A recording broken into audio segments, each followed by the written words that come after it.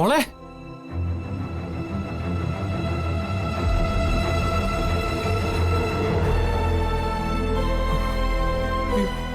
അമ്മാവാ അമ്മാവാ. ആ എന്താണ് കിടന്ന് ബഹളം വെക്കുന്നത്? കുഞ്ഞിനെ എടുത്തായിരുന്നോ? കുഞ്ഞിനെ ഇല്ല. ഞാനൊന്ന് കുളിക്കാൻ കയറിയതാ. കുളിക്കുന്നതിനിടയ്ക്ക് ഞാൻ പുറത്തുനിന്ന് നോക്കുന്നുണ്ടായിരുന്നു. അപ്പൊ അവളി കട്ടിൽ കിടക്കുന്നുണ്ടായിരുന്നു. പിന്നെ ഇതെവിടെ പോയി? ആ നീ വെറുതെ പേടിക്കാതെ. കുഞ്ഞെങ്ങോട്ട് പോകാനാ? ചിലപ്പോ വീടിനടുത്തുണ്ടാവും. വീണ കുഞ്ഞിനെ എടുക്കില്ല. നീ എന്തോ ഈ പറയുന്നേ? ഞാനും നീ അല്ലാണ്ട് വേറെ ആരെവിടെ ഉള്ളേ? ഞാനൊന്ന് പോയി നോക്കട്ടെ. അമ്മ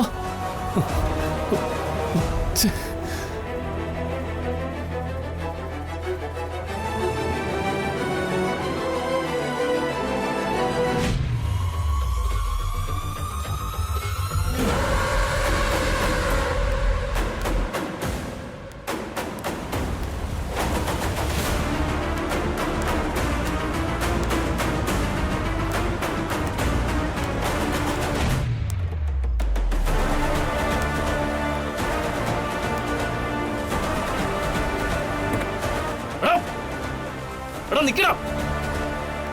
എന്റെ കുഞ്ഞിനെ ഇതാ.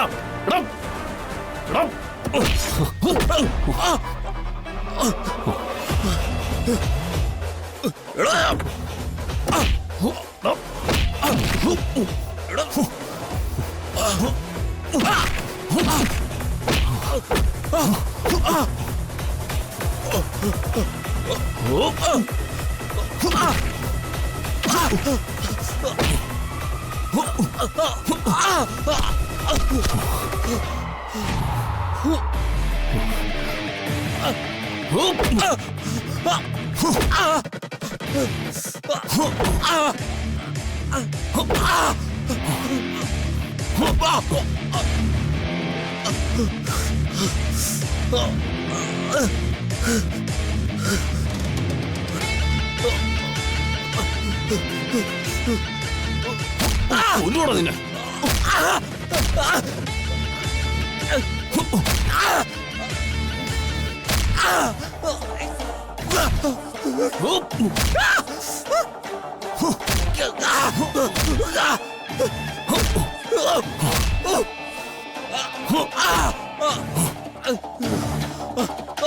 ഒന്നുകൂടെ നിന്നെ.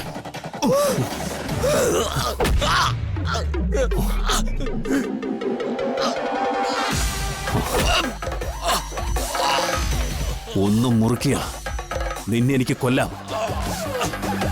പക്ഷെ എന്റെ കുഞ്ഞിനെ ആലോചിച്ചിട്ട് ഞാനൊന്നും ചെയ്യാത്തത്. ഇനി നീയോ നിനക്ക് വേണ്ടി വേറെ ആരെങ്കിലോ ഈ കുഞ്ഞിനെ തേടി വന്നാൽ, ഈ ഭൂമുഖത്ത് നീ എവിടെയാണെങ്കിലും അവിടെ വരിഞ്ഞാൽ നിന്നെ കൊല്ലാൻ. കേട്ടോ? എഴുന്നേറ്റ് പോടാ.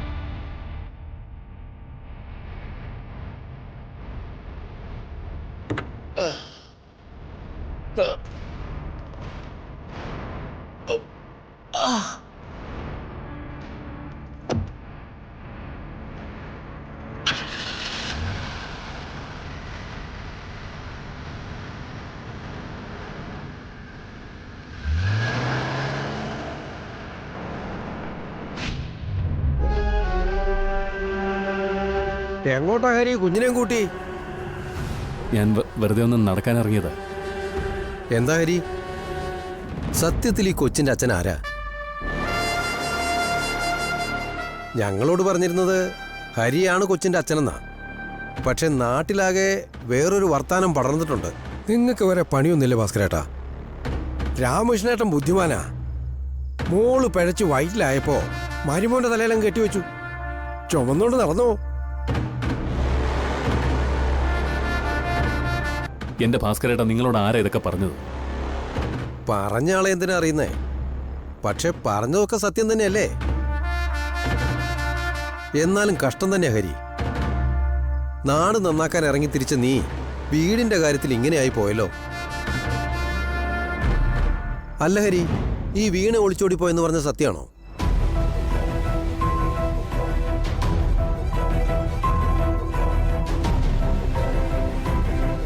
അവള് കെട്ടും കിടക്കെടുത്ത് വഴിയിലൂടെ പോകുന്നത് ഞാനും കണ്ടതാ. അയ്യോ, അവൾ ഏത് വഴിക്കാ പോയേ? അവൾ ഏത് വഴിക്കൊക്കെയാ പോയെന്ന് ആർക്കറിയാം? രാമകൃഷ്ണേട്ടന് ഉറപ്പൊന്നുമില്ലല്ലോ മോള് പോയ വഴി. രാമകൃഷ്ണേട്ടാ, നിങ്ങളെ ദൈവത്തെ പോലെ കണ്ട ഒരാളാണ് ഈ ഹരി. ഇവനോട് നിങ്ങൾ ഈ ചതി ചെയ്യണ്ടായിരുന്നു. വയറ്റിലൊരു കൊച്ചുള്ള പെണ്ണിനെ പിടിച്ചാ ഇവന്റെ തല കെട്ടിവെച്ച് കൊടുത്തത്. നിങ്ങൾ ആരും ഇതിൽ ഇടപെടണ്ട. അതെന്താ ഹരി? ഞങ്ങളുടെ കുടുംബത്തിലൊക്കെ ഒരു പ്രശ്നം വരുമ്പോ വിളിക്കാതെ തന്നെ ഹരി വരുമല്ലോ, ഇടപെടുമല്ലോ. പിന്നെ ഇത്തരം കാര്യങ്ങൾ കേട്ടാ ഞങ്ങളും ചോദിക്കില്ലേ? ഇതറിയാൻ ഇനി ഈ കരയിൽ ഒരാളും ബാക്കിയില്ല. ഇന്നലെ വരെ ഹരിയെ കണ്ടതുപോലെ അല്ല ഇനി അവര് ഹരിയെ കാണുക. ഞാൻ പറഞ്ഞില്ലെന്ന് വേണ്ട.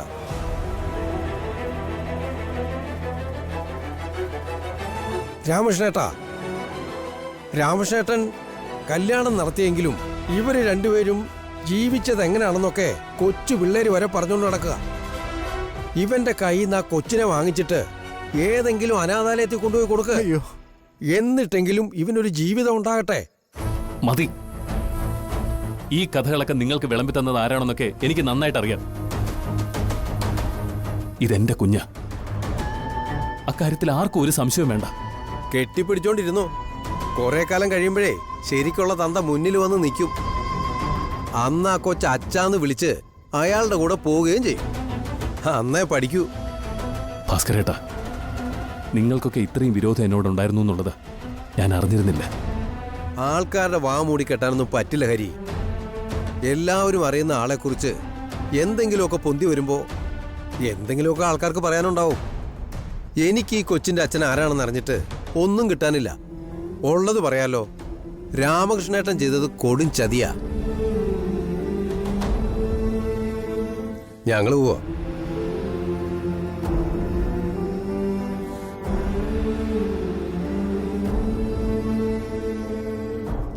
എടാ മോനെ, ഇനി അറിയാൻ ആരും ബാക്കിയില്ല. വേറൊരുത്തി വന്ന് കയറിയിട്ടുണ്ടായിരുന്നല്ലോ നമ്മുടെ വീട്ടില്, സംയുക്ത മേനോൻ. ഇതൊക്കെ അവളുടെ ബുദ്ധിയാ.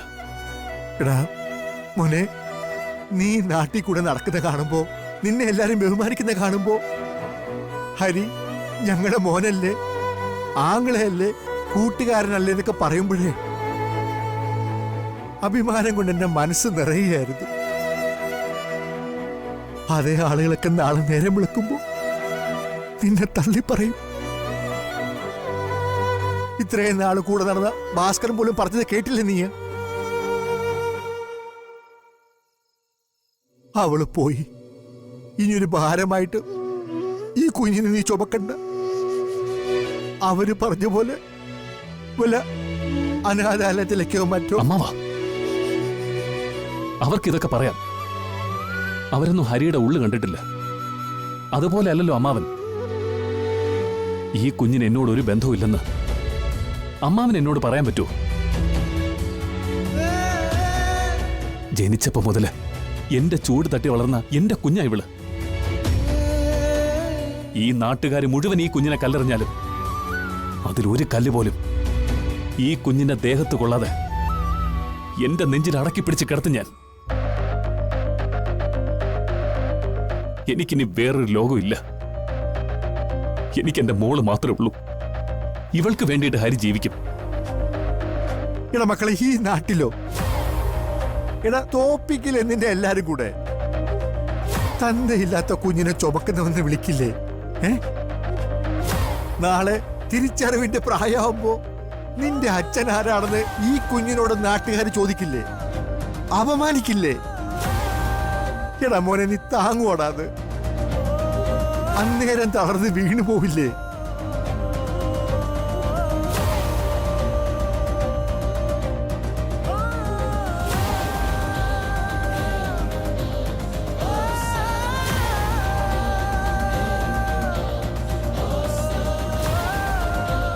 എടാ, ഈ മണ്ണിൽ നിന്നും നിന്നെ പറിച്ചു മാറ്റുന്നതിനെ കുറിച്ച് ഞാൻ ഒരിക്കലും ചിന്തിച്ചിട്ടില്ല.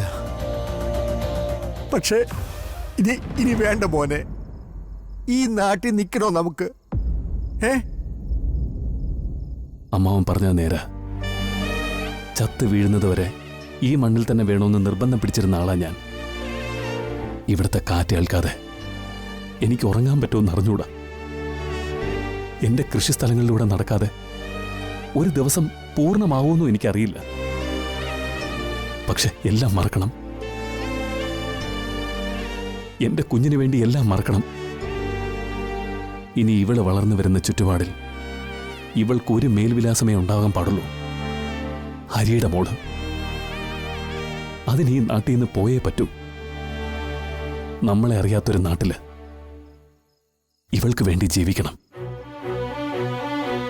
മോനെ, പോകാം. പോയേക്കാം നമുക്ക്. കളിയായിട്ട് എല്ലാരും പറയും, ഒരു പ്രളയമെന്ന് എല്ലാരും ഒലിച്ചു പോയാലും ഈ നാടിന്റെ ഏതെങ്കിലും ഒരു മൂലയിൽ ഹരി ബാക്കിയുണ്ടാവുന്നു. ഒന്നും സംഭവിച്ചില്ല. ഒരു പ്രളയം വന്ന് ഹരിയെ തന്നെ ആദ്യം കൊണ്ടുപോയി. അങ്ങനെ അവര് നാളെ തിരുത്തിക്കോളും. അമ്മാവും വാ, ഈ രാത്രി തന്നെ നമുക്കിറങ്ങാം.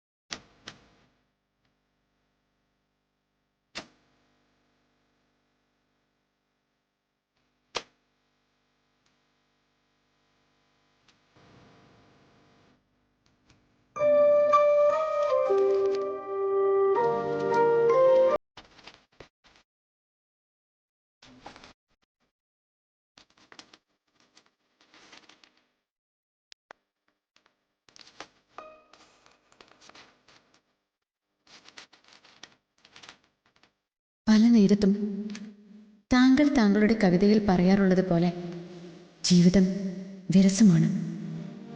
എന്നാൽ ചുരുങ്ങിയ ചില സമയങ്ങളിൽ അത് മനോഹരവുമാണ്.